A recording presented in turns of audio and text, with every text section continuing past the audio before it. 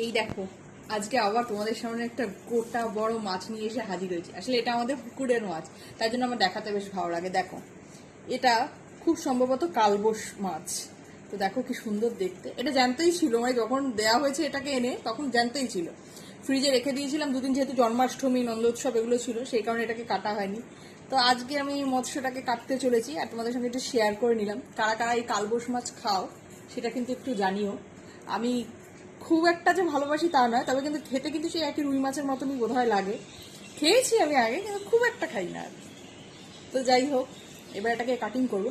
আর একটা কথা জানো তো, আমি না মাছ কাটতে ভীষণ ভালোবাসি।